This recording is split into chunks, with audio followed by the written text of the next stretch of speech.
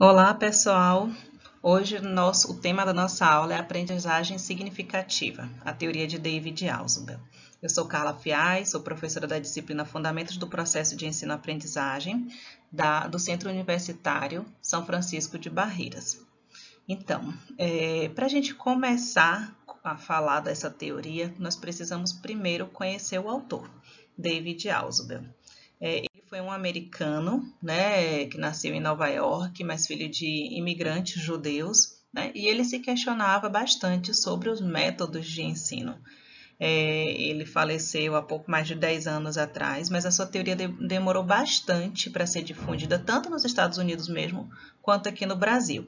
Aqui embaixo vocês podem ver que tem um livrinho, que eu tenho esse livro, inclusive, estou com ele aqui, do Marco Antônio Moreira e do Elci Mazzini. Esse é um livro básico, assim, de referência, tá? Na verdade, ele nasceu de uma espécie de um congresso em que esses dois autores foram convidados para falar da teoria de David Ausubel.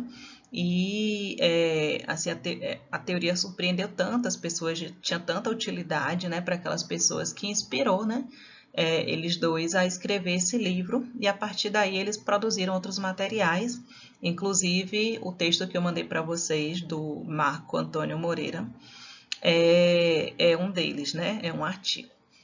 Então, o Ausubel vai desenvolver a sua teoria da aprendizagem significativa, né, que é um termo que outros autores também usam.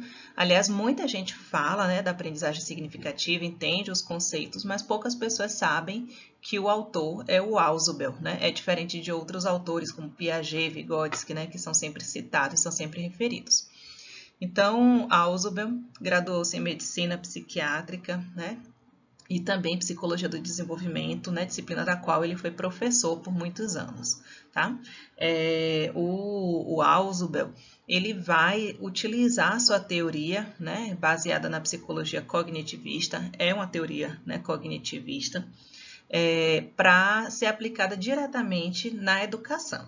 Tá? Então, assim, é muito claro que quando ele fala de aprendizagem significativa, ele não está falando de qualquer tipo de aprendizagem. A gente até discutiu já um pouquinho na aula que a aprendizagem se dá em vários contextos, às vezes até de modo inconsciente a gente aprende coisas boas, coisas ruins, né?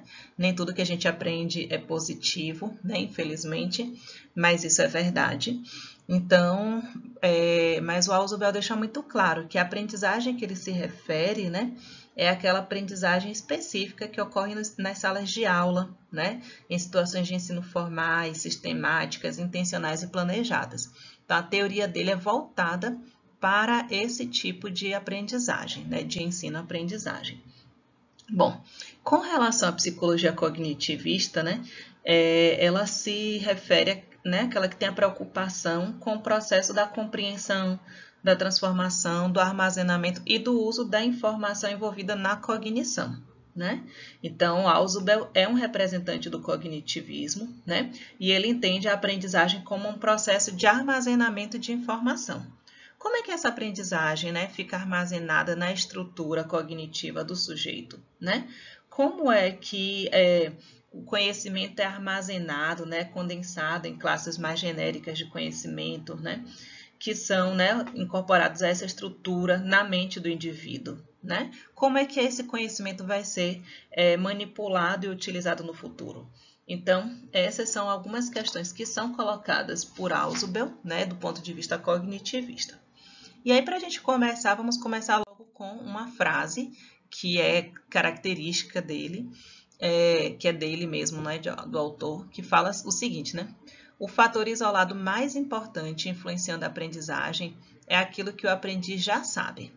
Determine isso e ensine-o de acordo.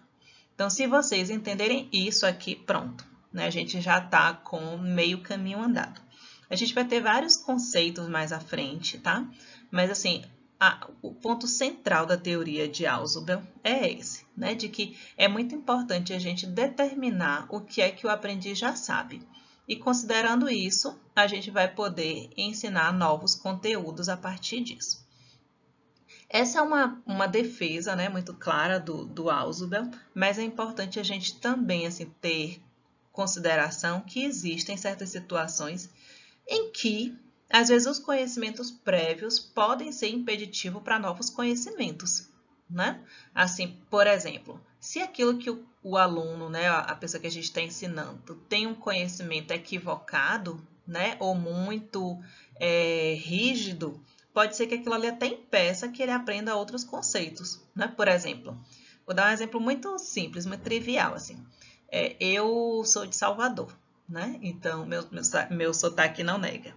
Mas, assim, lá em Salvador, no inverno, é época de chuva.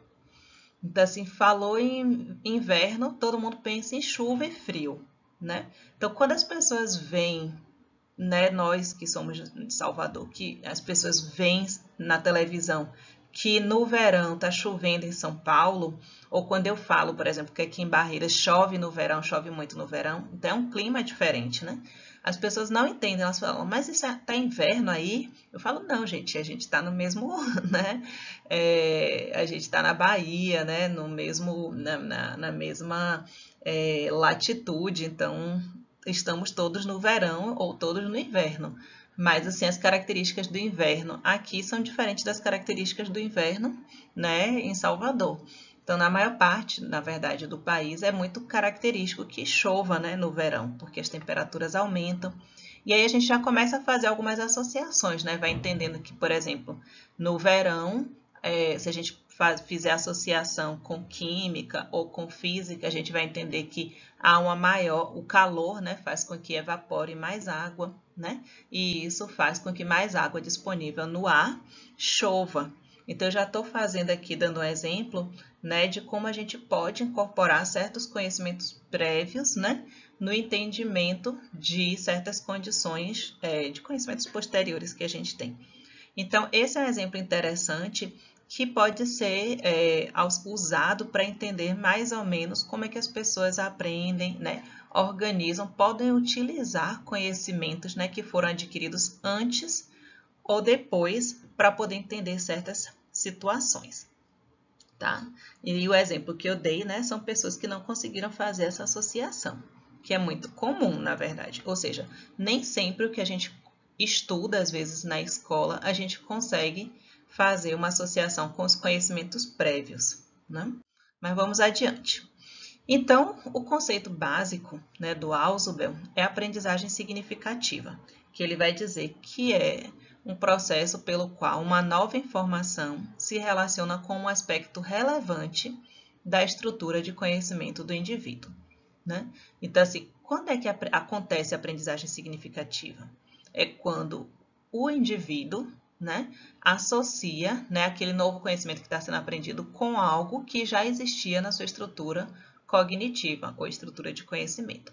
Esse aspecto relevante é o que a gente vai chamar de subsunsor ou inclusor. Ele é como se fosse uma base que vai fazer com que aquela aprendizagem fique muito mais amarrada, muito mais segura, né? Então, assim, se eu já sei uma coisa, né? Quando eu vou, por exemplo, para a escola aprender um conceito, eu associo com aquilo que eu já sabia antes, né? Então, assim, é importante a gente já nesse momento pensar assim que quando uma criança chega na escola, ela já tem conhecimentos anteriores, né? Então, isso é base, né? É um princípio básico da teoria cognitivista, né? Dessa teoria que considera os conhecimentos anteriores. Então, esse subsunsor é um termo, né? Um conceito. A gente pode pensar assim que ele pode ser um conceito, né? Mas ele pode ser um símbolo que seja já significativo, ele pode ser uma proposição, um modelo mental, uma imagem, né? Não precisa ser necessariamente só um conceito, né? Pode ser também, a gente pode trabalhar aqui com aprendizagem procedimental, atitudinal, ou seja, o fazer, o ser, né? Não é só trabalhar com conceitos, né? Na parte do... Embora Ausubel trabalhe muito com a ideia de conceito. Mas a ideia básica é o seguinte, né, que o subsunsor é um conhecimento específico existente na estrutura, né, cognitiva do indivíduo que permite dar significado a um novo conhecimento que lhe é apresentado ou descoberto por ele. Tá? Então, tanto pode ser alguém que ensinou algo, quanto pode ser algo que ele está descobrindo. Então, vou pegar o exemplo que eu acabei de dar, né, da chuva. Então, assim, eu desde pequena via que chovia, né, no inverno.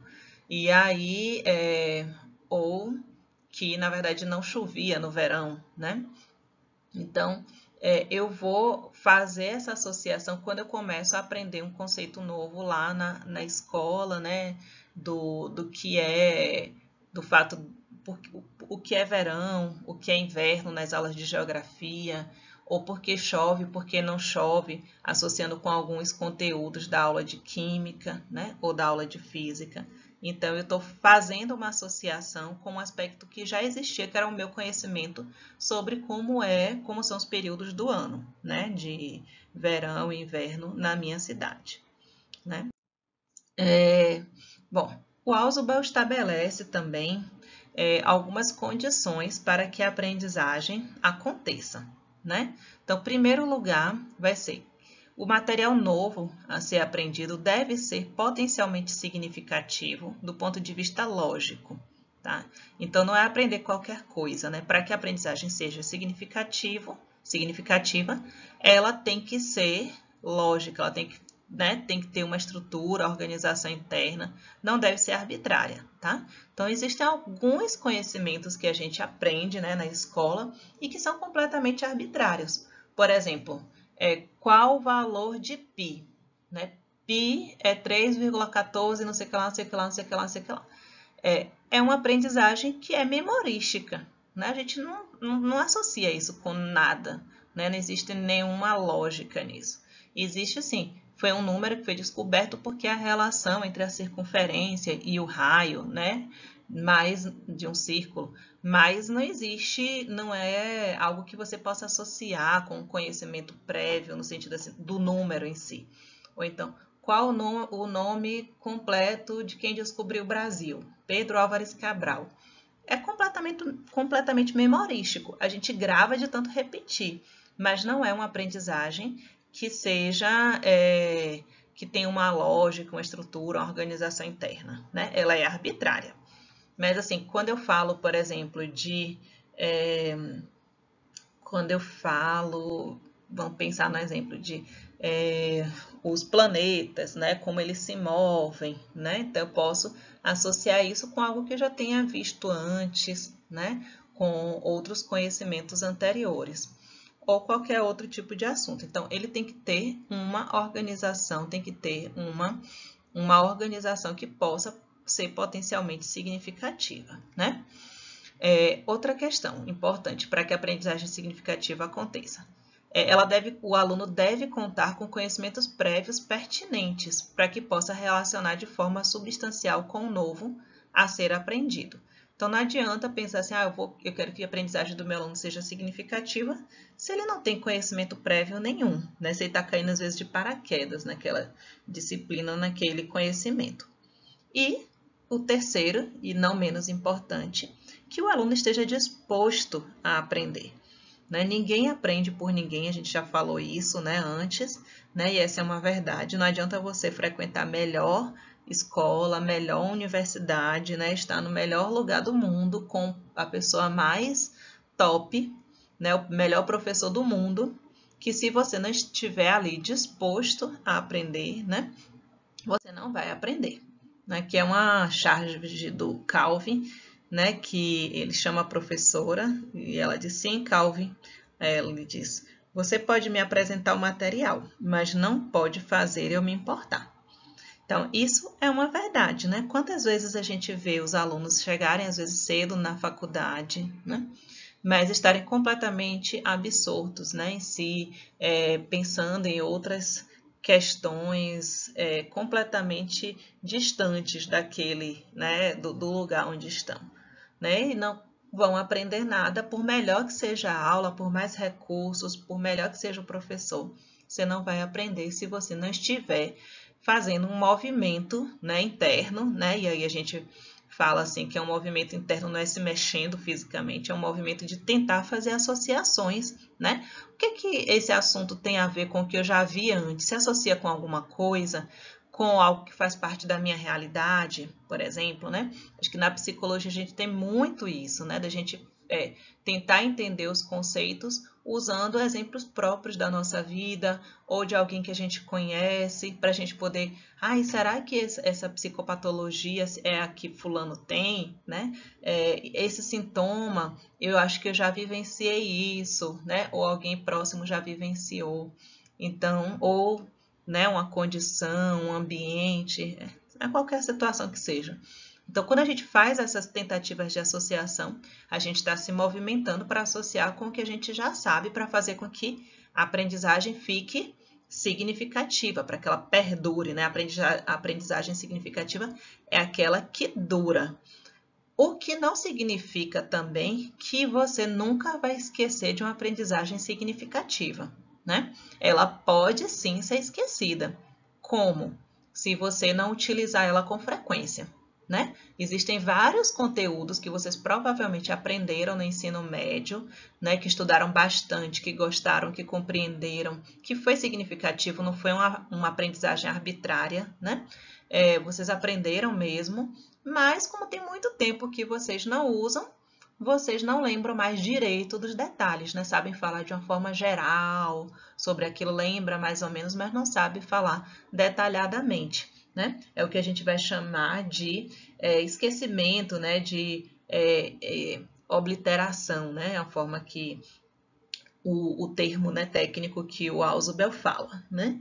Então, é normal, né? Vai acontecer, mas em compensação, caso você venha a ter contato de novo com esse conhecimento, né? Você vai aprender com muito mais rapidez do que se fosse a primeira vez, né? Por exemplo, tem algumas pessoas que fazem curso de inglês, né? Na infância, e aí fazem até a adolescência, aí para, né? Sei lá, parou com 15 anos.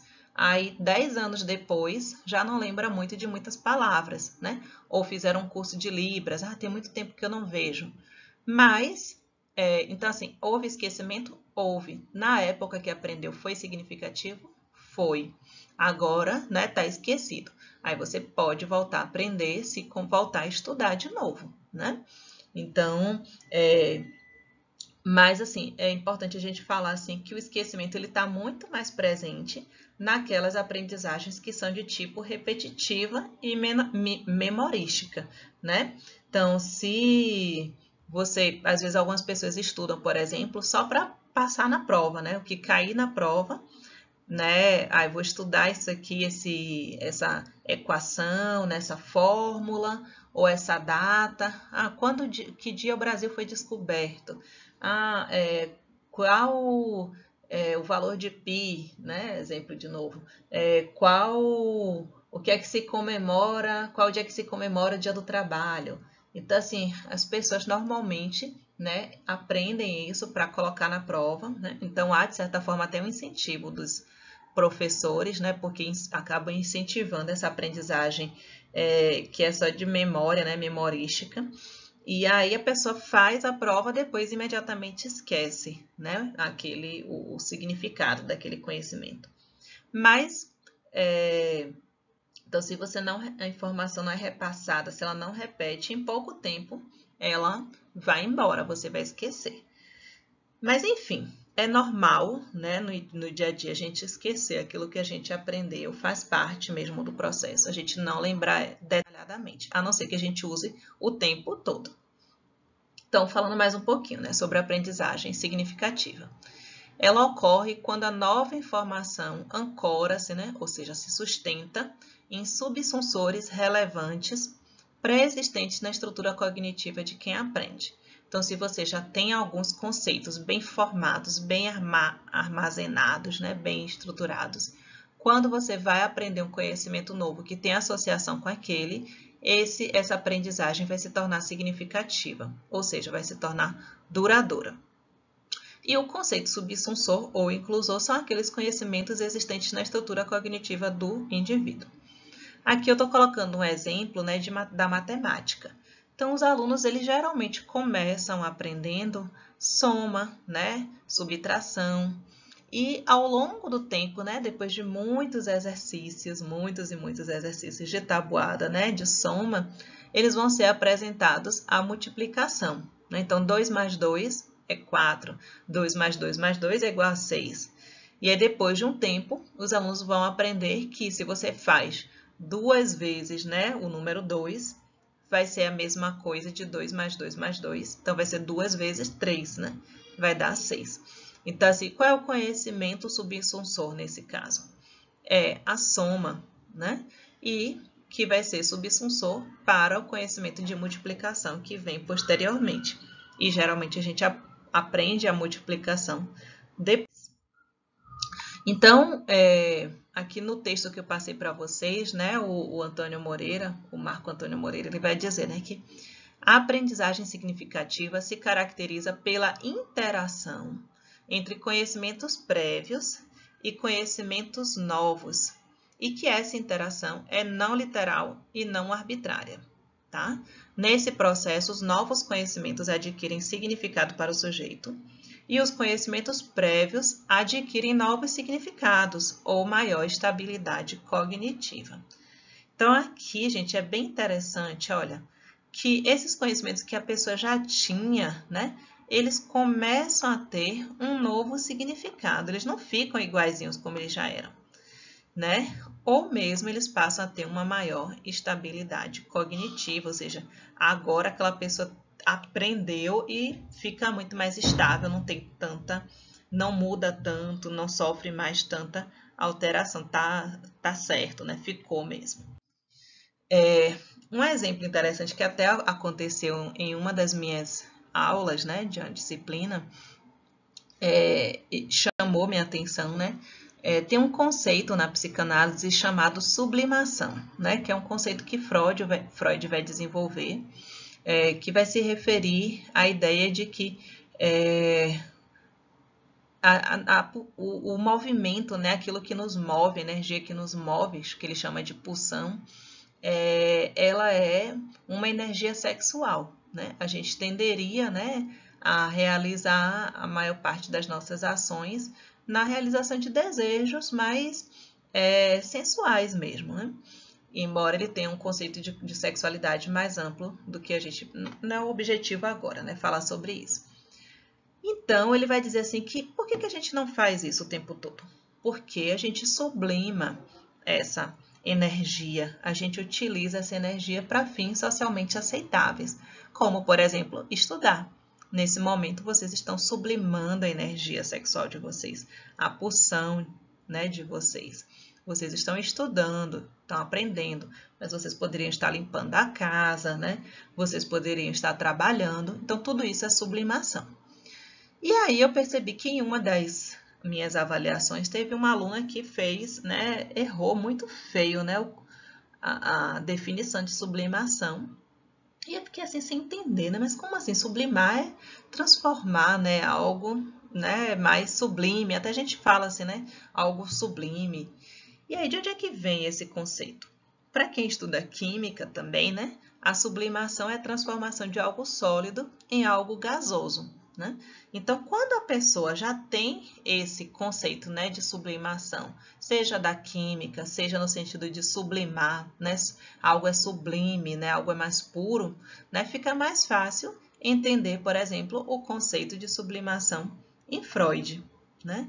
Então, a aprendizagem significativa, né, esse é um exemplo, em que a pessoa às vezes tem um conhecimento anterior, um conhecimento prévio, como a maior parte das pessoas tem de química ou do significado de sublime, e consegue com certa facilidade entender o novo conceito de sublimação em um outro contexto, né, que é já uma derivação, né? Um outro conceito, né, nesse sentido é o conceito que a gente tem de resiliência, né? Resiliência vem da física, né? Que é a propriedade de um metal voltar à sua forma anterior. E aí, hoje em dia, a gente utiliza muito na psicologia para falar assim, a pessoa é resiliente. Diante de situações difíceis, ela consegue se recompor. Embora a gente saiba que na psicologia, ninguém se recompõe, se torna igual a como era antes, né? A gente fica mudado depois de certas situações, embora a gente possa até se considerar mais forte, mais maduro depois daquela experiência, que é o que nós esperamos que aconteça depois dessa pandemia, né, gente? Que todo mundo saia disso aqui muito mais fortalecido, que todo mundo seja resiliente diante dessa situação. Esperamos que seja assim. Bom, então assim, voltando para essa questão do subsunsor, né? Esse processo de ancoragem, ou seja, de sustentação da nova informação, resulta em crescimento e modificação do conceito subsunsor. Então, antes ele era limitado, pouco diferenciado, e a tendência é que ele se torne mais abrangente, mais desenvolvido. Tá? Outra questão importante dentro da aprendizagem significativa do Ausubel é a ideia de hierarquia conceitual. Ele vai dizer que o armazenamento que a gente tem de informações na mente humana é altamente organizado, que a gente organiza nossas informações através de uma hierarquia conceitual. Então, elementos mais específicos de conhecimento são relacionados a conceitos e proposições mais gerais. Então, por exemplo, assim, deixa eu pensar, a gente pega, quando a gente fala assim, os animais, né? Dentro dos animais existe uma variedade, né, de tipos de animais diferentes. Então, a gente tem um conceito mais amplo que são os animais e a gente coloca vários outros dentro deles, né? Se a gente vê já uma árvore, uma planta, a gente não vai colocar dentro da mesma caixinha. Embora assim, quando a gente fala de estrutura cognitiva, é importante a gente falar, né, deixar claro que nosso cérebro, né, não é organizado em caixinhas, tudo isso que a gente está falando aqui não é visto no cérebro, tá, gente? Nosso cérebro não se organiza como se fossem gavetas, né? Isso aqui é um esforço que a gente faz para tentar entender como a gente aprende, como é que a gente organiza conhecimento, como é que a gente acessa, né? Porque que às vezes a gente pensa em uma coisa, associa com a outra, né? Porque elas estão próximas. Então, é importante a gente falar que isso não é físico, né? Isso aqui existe de modo virtual. Então, a estrutura cognitiva é uma estrutura hierárquica de subsunsores, que são abstrações da experiência do indivíduo. Bom, aqui é um exemplo, né, de mapa conceitual que está muito associado, né? Foi desenvolvido por outros autores, pelo Kovac, é um dos grandes autores que vai dar prosseguimento, né, à teoria de David Ausubel. Então, ele vai desenvolvendo a ideia de que para trabalhar com aprendizagem significativa, vale muito a pena a gente utilizar mapas conceituais. Eu não sei se vocês já utilizaram em outras disciplinas, mas assim, muitos professores gostam de utilizar essa ferramenta, né, como um instrumento até para medir a aprendizagem, né, para ver como os alunos estão associando os conhecimentos dentro de uma determinada disciplina. Então, nas hierarquias conceituais, né, que aqui eu vou organizar no formato de mapa conceitual, a gente tem a ideia de que os conceitos mais gerais, né, mais inclusivos, ficam acima. Depois a gente vai ter os conceitos intermediários, tá? Deixa eu pegar aqui. Então, a gente vai ter os conceitos intermediários. Então, por exemplo, eu tenho aqui como conceito mais geral o conceito de vertebrados, né? De animais vertebrados, porque existem os animais invertebrados também. Dentro dos vertebrados, a gente tem uma série, né, de animais, eu peguei 2 exemplos aqui, as aves, né, e os mamíferos, né? Então, eles são conceitos intermediários. E, por fim, eu tenho um terceiro, que seriam os exemplos de tipos de mamíferos. Podem ser feitas várias organizações, tá, gente? Então, os conceitos específicos, eles são pouco inclusivos. Nesse caso aqui, eu dividi os mamíferos entre os tipos de alimentos, né? Aqueles que comem, que são carnívoros, os que são herbívoros, mas a gente também podia organizar de acordo com se esses animais, esses mamíferos são aqueles que têm placenta, que não têm placenta, então são 3 tipos, por exemplo. Então, a gente vai, né, fazendo uma hierarquia que vai fazendo com que cada vez mais quem está aqui na base, né, vá ficando cada vez mais específico, até o ponto, às vezes, de chegar a uma situação que é uma exceção, né? Então, aqui, nessa aqui, nesse caso aqui, tem uma exceção. Então, ele está lá na base. Não está arriscando. Não está, aqui foi. né? Então, tem uma exceção. Então, ela está lá na basezinha da hierarquia conceitual, já está no finalzinho, né? Você vê que vai ampliando, né? Cada vez que a gente vai dando mais exemplos. Então, esse aqui é um exemplo de mapa conceitual que também dá para ser utilizado para a gente poder pensar, por exemplo, no estudo de uma determinada disciplina. Como os conteúdos são apresentados, né? Essa é uma outra forma que vai fazer a gente pensar sobre a aprendizagem. A aprendizagem pode acontecer por descoberta, né? Por exemplo, quando um determinado, né, um aluno, ele aprende sozinho, ele descobre alguma coisa sem que ninguém ensine a ele, né? Por exemplo, um bebezinho aprende que tudo que ele joga, né, cai no chão, é atraído para o chão. A lei da gravidade é infalível, né, aqui na Terra. Então, ele aprende isso, é a descoberta que ele faz. Existem várias outras situações em que a gente descobre alguma coisa sozinho, né? A gente descobre que uma coisa é dura, né? A gente descobre que a porta fecha, né? Abre, e uma série de outras coisas, inclusive muito mais complexas. E a aprendizagem também pode acontecer por recepção, né? Quando, por exemplo, o conteúdo é apresentado em sua forma final, que é como a gente geralmente faz nas escolas. Na aprendizagem que a gente fala que é por descoberta, o conteúdo vai ser descoberto, né, antes de poder ser assimilado à estrutura cognitiva. No caso da aprendizagem por recepção, o conteúdo já é apresentado, né, na sua forma final, sem que haja uma descoberta prévia à compreensão do aluno.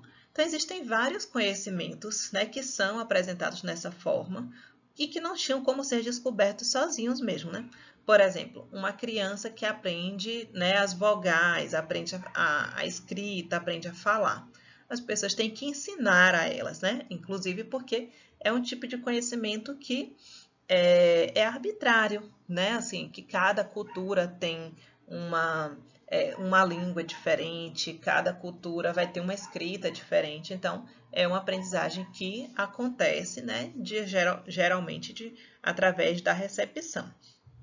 Mas, assim, a criança pode aprender, né, algumas coisas também por descoberta, depois que aprende por recepção tantas outras. Então, só que assim, tem um detalhe, às vezes quando a gente fala isso, a gente tende a pensar logo que aquela aprendizagem que é feita por descoberta vai ser significativa, enquanto que aquela que é feita por recepção não vai ser. Só que não é bem assim, né? Na verdade, o que vai fazer a aprendizagem ser significativa é se esse conteúdo se relacionar com conceitos subsunsores relevantes na estrutura cognitiva. Né? Você pode ensinar algo para um aluno, né? Por recepção, ensinar ele mesmo, né? As letras, as vogais, por exemplo, e ele fazer associações com alguns conhecimentos anteriores, ou seja, porque às vezes ele já viu muito a mãe contando historinha para ele, seja porque ele vê o tempo todo as letrinhas no tablet ou na televisão. Então, ele conseguiu fazer algumas associações e ele transforma isso numa aprendizagem significativa. E às vezes aquilo que a gente faz uma descoberta só, a gente não faz isso de forma significativa, a gente esquece. Logo depois descobriu e depois esqueceu. Então, não há uma relação direta, né, de que se foi por descoberta ou se foi por recepção vai ser significativa, né? Bom, e a aprendizagem mecânica é o oposto, né? Seria o oposto da significativa. Por quê? É aquela aprendizagem com pouca interação com conceitos relevantes da estrutura cognitiva, né? Então, existe uma série de aprendizagens que a gente tem, né, que são mecânicas, né? Que o armazenamento é arbitrário, ou seja, não se relaciona com conceitos subsunsores específicos. Por exemplo, se eu chegasse para vocês e colocasse no quadro, eu quero que vocês memorizem essas sílabas aqui, fossem sílabas sem sentido. Botasse lá CSZ, ZDW, né? Então não tem nenhuma relação. Mostrasse várias sílabas sem sentido, depois apagasse e dissesse, me digam aí quais eram as letras que vocês viram aqui, né? a tendência de vocês conseguirem lembrar era muito pequena, né? Muito menor do que se eu colocasse lá palavras que tivessem significado, né? Algumas fórmulas de matemática e de física, elas muitas vezes acabam sendo aprendidas também de forma mecânica, quando o aluno não aprende o processo, né, de como elas foram desenvolvidas, como elas foram construídas, né? Mas é importante a gente lembrar, assim, gente, que quando a gente fala de aprendizagem mecânica e de aprendizagem significativa, não significa que elas são categorias dicotômicas, ou você aprende mecânico ou você aprende de forma significativa, né? Na verdade, elas são polos de uma mesma dimensão.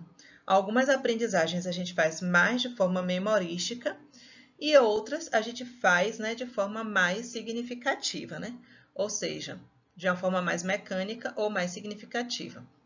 Então, algumas coisas, né, alguns assuntos, a gente aprende de forma mais mecânica, né, arbitrária, e outras a gente aprende de uma forma mais duradoura, né? Por exemplo, assim, alguns assuntos, às vezes na história, né, de conhecimento de história, de matemática, de física, a gente aprendeu ali para passar na prova, né?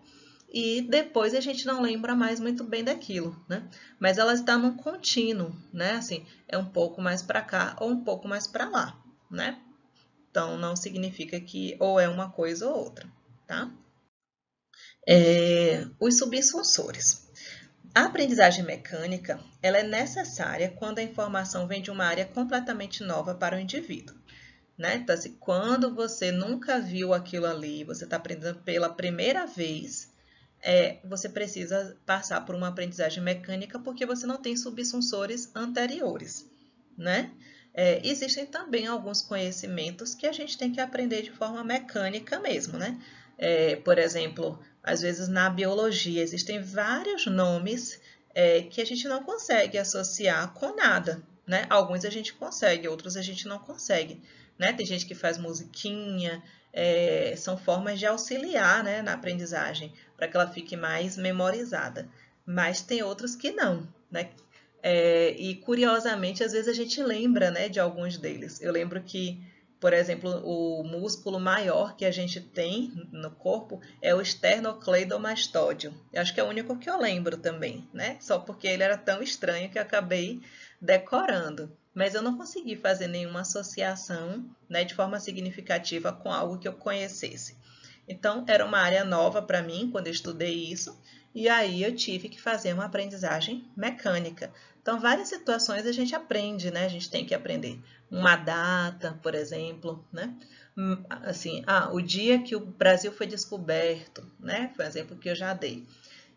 Mas assim, pode coincidir que para determinado aluno, né, especificamente ali, aquela data é até significativa.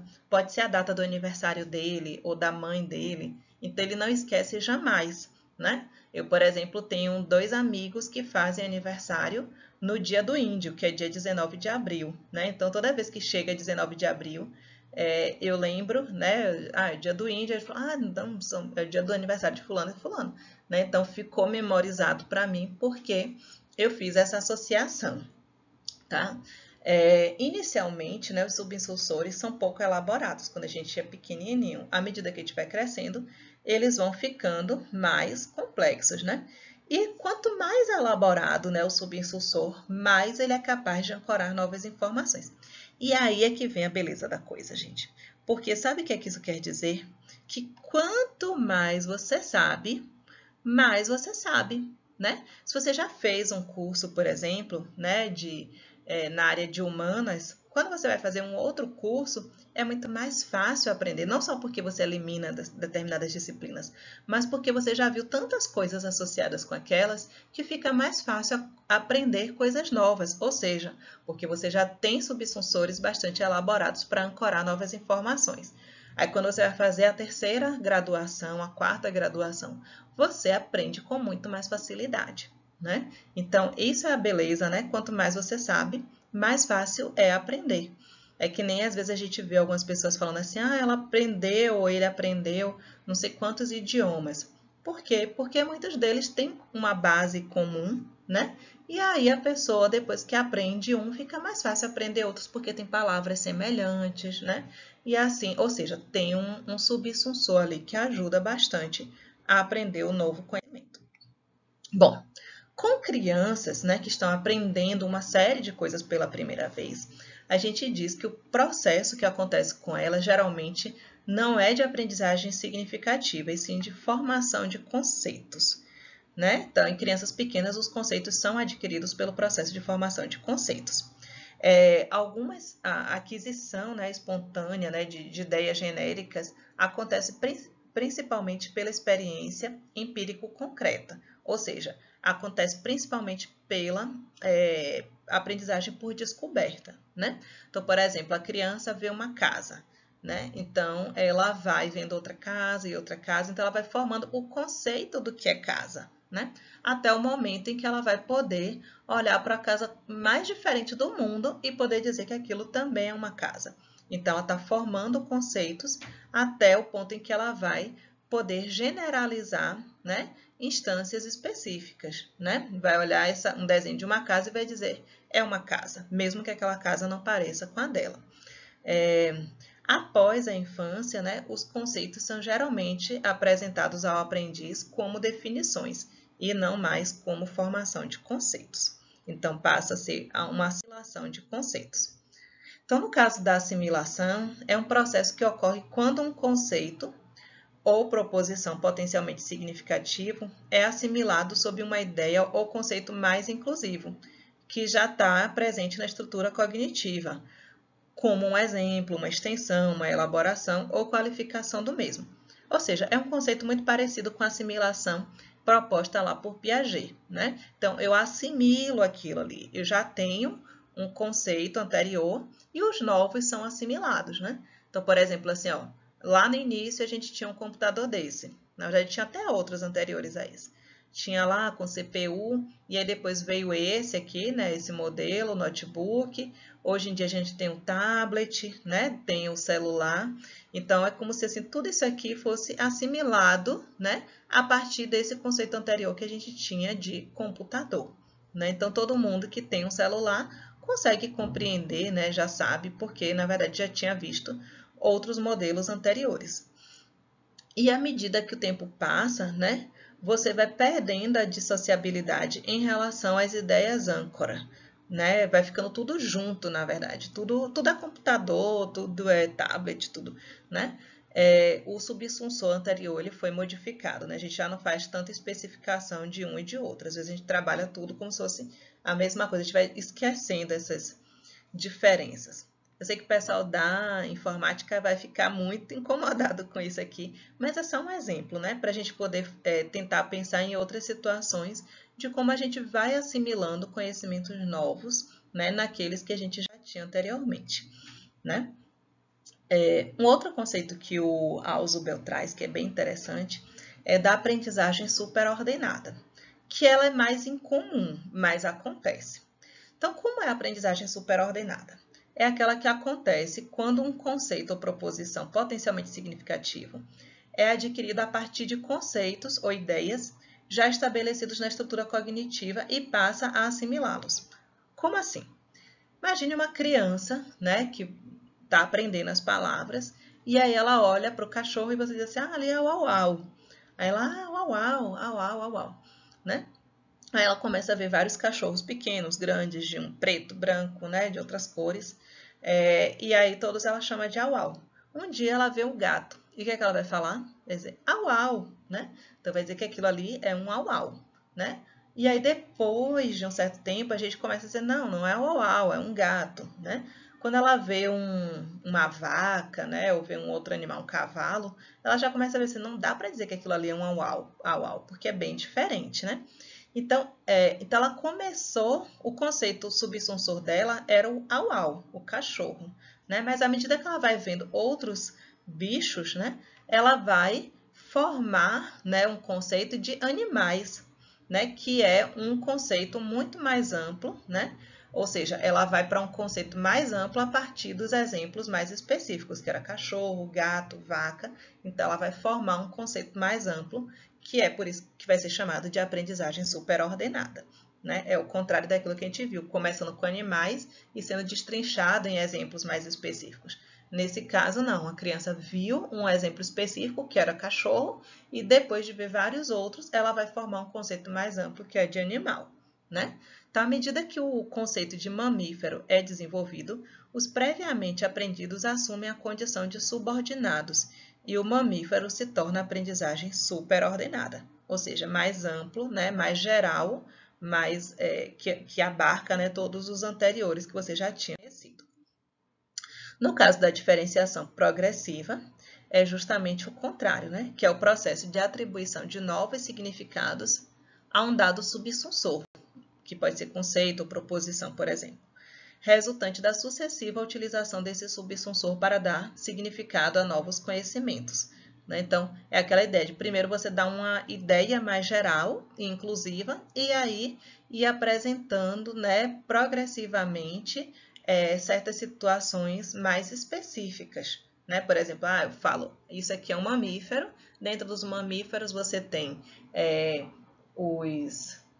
vai dando os exemplos, né? Vai ter gato, cachorro, cavalo, né? Vaca, né? E aí você vai especificando. Dentre as vacas existem vários tipos, dentre os cachorros existem vários tipos de cachorro, né? E aí assim sucessivamente. Um exemplo que eu trouxe também para a gente fugir um pouquinho dessa ideia, né? É o conceito de mapa, né? Então, normalmente na escola, não tem nem jeito para lá. Normalmente na escola você aprende o conceito de mapa, né? Lá mais ou menos pelo sexto ano, e aí você vai aprender, vamos estudar o mapa do Brasil, né? Então começa a estudar os estados, as regiões do Brasil, as capitais. Então você começa a ter uma noção do que é um mapa, né? Depois você vai começando a descobrir que existem outros tipos de mapas, né? Então vai tendo a diferenciação progressiva. Então, por exemplo, você descobre que não existe só mapa do Brasil, existe mapa mundi, né? O mundo tem um mapa, né? Inclusive tem um globo, né? Você descobre que o mapa também pode servir para mostrar as rodovias que existem pelo país. Um mapa pode ser físico para mostrar onde é que existem montanhas, onde é que existem depressões. Inclusive, isso se associa com o clima daquela região, né? Aqui, por exemplo, mostra, né, a altura. Os lugares em vermelho são os lugares mais altos, né? E assim sucessivamente. Aqui você também pode usar o mapa para entender os biomas pelo país. E, enfim, os exemplos são infinitos, né? Depois de um tempo você começa a utilizar, né? Hoje em dia a gente utiliza esses conceitos, né, de mapa para usar o Google Maps, né? Você quer saber onde é que eu moro, minha rua, ou eu vou para Brasília, tem que ir com o Google Maps, né? Tem que usar lá o aplicativo no carro, porque não dá para andar em Brasília sem um mapa, né, no carro, né? E a gente usa aplicativo. Um exemplo interessante que eu gostaria muito que quem puder assistir, assista, é o filme Lion, que conta a história de uma criança, é uma história baseada na história real, né, que na Índia se perdeu de casa, pegou sem querer um trem, foi parar em outro lugar bem distante e como ele era muito pequeno, ele não conseguiu voltar para a casa dele, explicar onde é que ele morava, né, descobrir onde estava a mãe. E ele acabou ficando, né, abandonado, ficou na rua por muito tempo. Depois acabou sendo adotado. E já na vida adulta, né, usando o Google Maps, ele conseguiu, com as memórias, né, juntando as memórias dele, descobrir qual era a cidade dele de origem, a vila de onde ele veio. E aí eu não posso contar o final da história porque é spoiler. Mas é um filme belíssimo, gente. Super recomendo e utiliza essa ferramenta que pra gente é tão útil e que a gente começou aprendendo aonde? Aqui na escola, né? Por isso que a gente é capaz de utilizar, né, um mapa mundi para se localizar, para dar o endereço, né? A gente manda a localização da nossa casa, da festa, né? A gente, depois de entender o conceito de mapas, né? A gente pode, por exemplo, também falar de mapas mentais, né? Tem várias pessoas que fazem mapas mentais para pensar numa coisa, para colocar os prós e os contras, né? Quais são os pontos positivos e negativos também. E dentro disso, né, como a gente estava falando, os mapas conceituais que são utilizados também muito, né, para poder aprender. Então, dessa ideia inicial de mapa que a gente começou aqui estudando o mapa do nosso país, a gente vai parar, né, em um outro conceito, né, já bem específico, né? Que está associado com aquele conceito inicial. Então, a gente está falando... Opa, deixa eu voltar.